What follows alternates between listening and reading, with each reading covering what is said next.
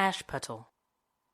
The wife of a rich man fell sick, and when she felt that her end drew nigh, she called her only daughter to her bedside and said, "Always be a good girl, and I will look down from heaven and watch over you." Soon afterwards she shut her eyes and died, and was buried in the garden. And the little girl went every day to her grave and wept, and was always good and kind to all about her. And the snow fell and spread a beautiful white covering over the grave. But by the time the spring came, and the sun had melted it away again, her father had married another wife. This new wife had 2 daughters of her own that she brought home with her, and they were fair in face, but foul at heart. And it was now a sorry time for the poor little girl. "What does the good-for-nothing want in the parlor?" said they. "They who would eat bread should first earn it. Away with the kitchen maid." Then they took away her fine clothes, and gave her an old gray frock to put on, and laughed at her, and turned her into the kitchen. There she was forced to do hard work, to rise early before daylight, to bring the water, to make the fire, to cook and to wash. Besides that, the sisters plagued her in all sorts of ways, and laughed at her. In the evening, when she was tired, she had no bed to lie down on, but was made to lie by the hearth among the ashes, and as this, of course, made her always dusty and dirty, they called her Ashputtel. It happened once that the father was going to the fair, and asked his wife's daughters what he should bring them. "Fine clothes," said the first. "Pearls and diamonds," cried the second. "Now, child," said he to his own daughter, "what will you have?"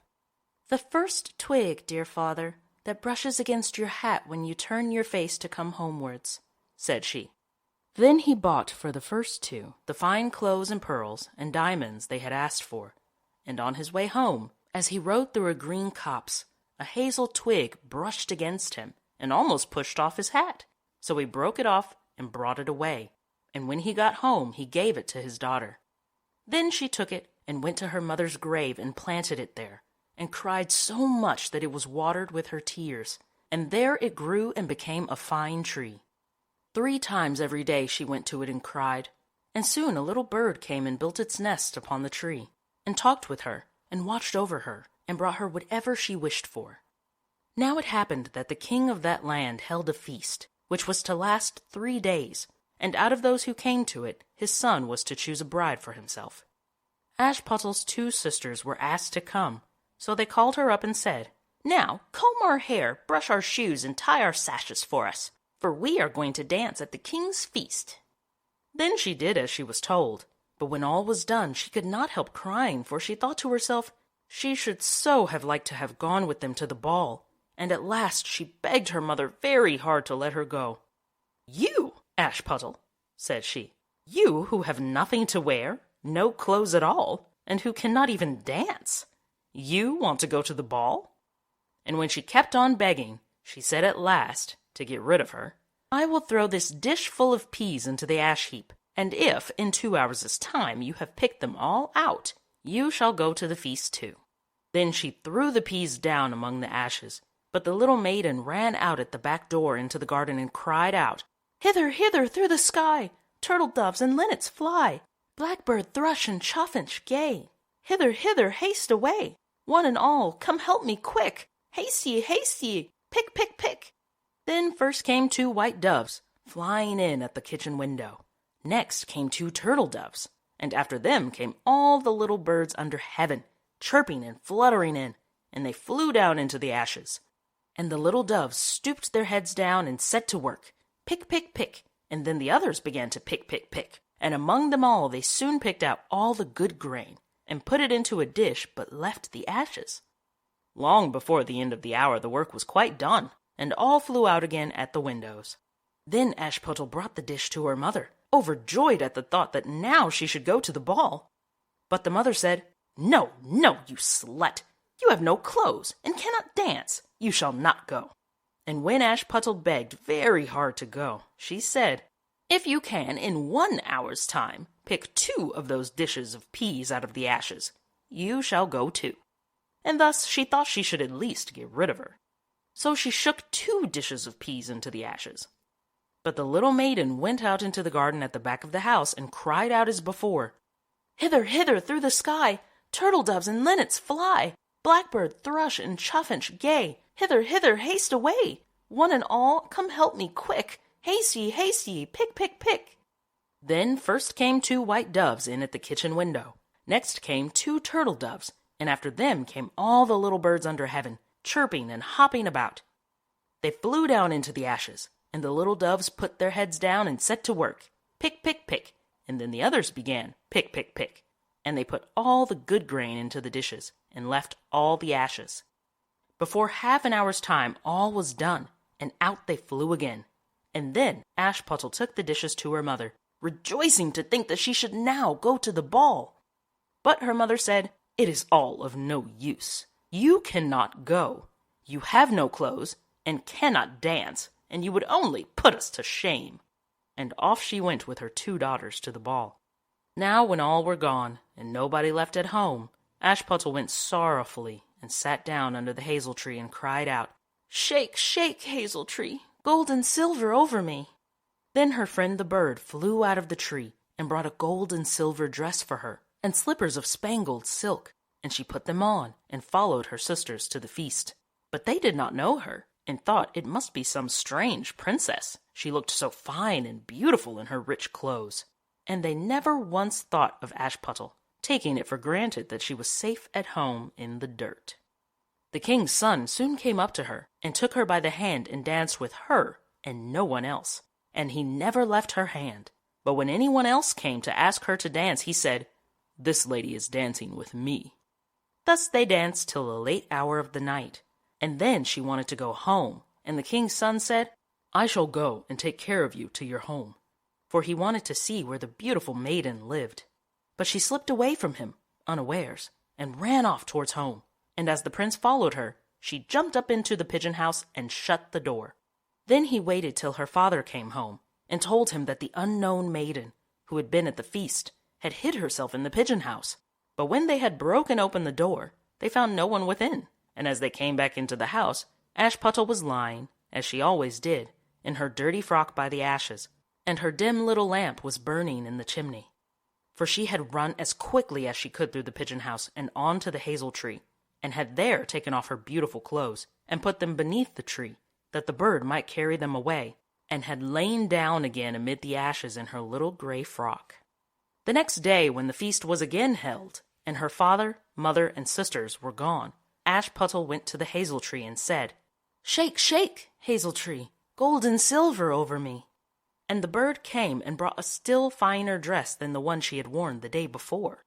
And when she came in it to the ball, everyone wondered at her beauty, but the king's son, who was waiting for her, took her by the hand and danced with her. And when anyone asked her to dance, he said, as before, "This lady is dancing with me."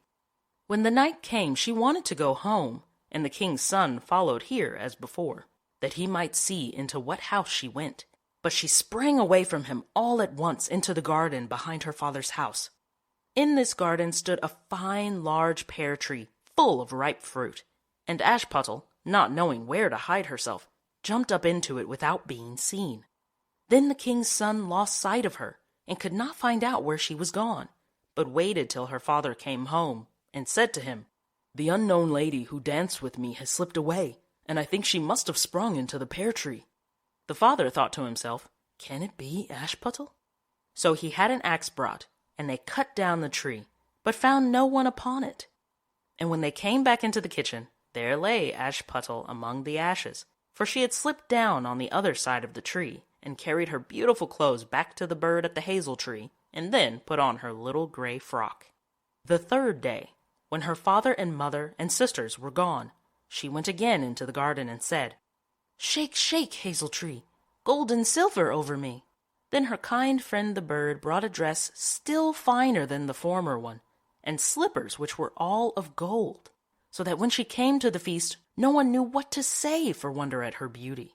And the king's son danced with nobody but her, and when anyone else asked her to dance, he said, "This lady is my partner, sir."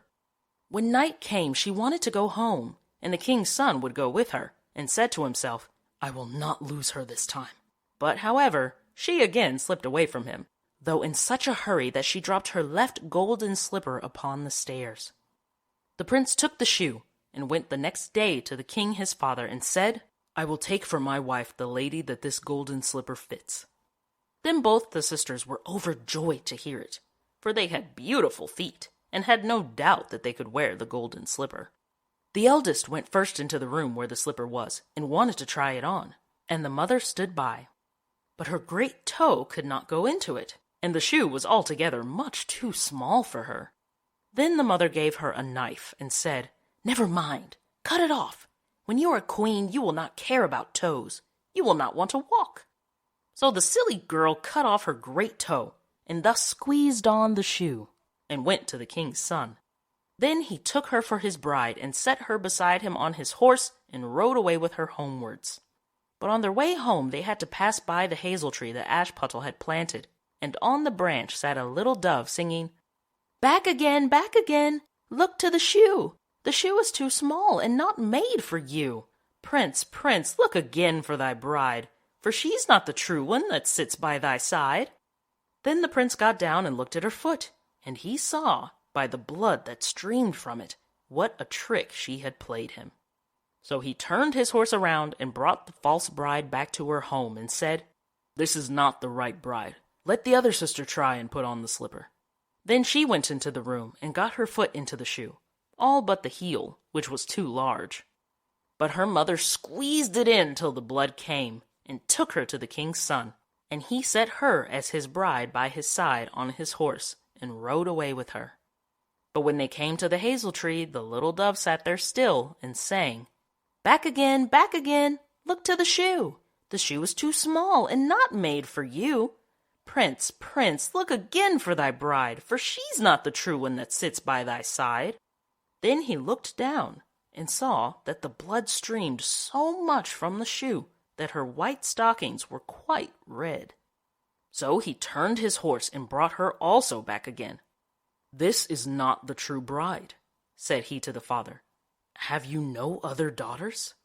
"No," said he. "There is only a little dirty Ashputtel here, the child of my first wife. I am sure she cannot be the bride." The prince told him to send her, but the mother said, No, she is much too dirty. She will not dare to show herself." However, the prince would have her come, and she first washed her face and hands, and then went in and curtsied to him, and he reached her the golden slipper. Then she took her clumsy shoe off her left foot and put on the golden slipper, and it fitted her as if it had been made for her. And when he drew near and looked at her face, he knew her, and said, "This is the right bride." But the mother and both the sisters were frightened, and turned pale with anger as he took Ashputtel on his horse, and rode away with her. And when they came to the hazel tree, the white dove sang, "Home, home, look at the shoe! Princess, the shoe was made for you. Prince, prince, take home thy bride, for she is the true one that sits by thy side." And when the dove had done its song, it came flying and perched upon her right shoulder, and so went home with her.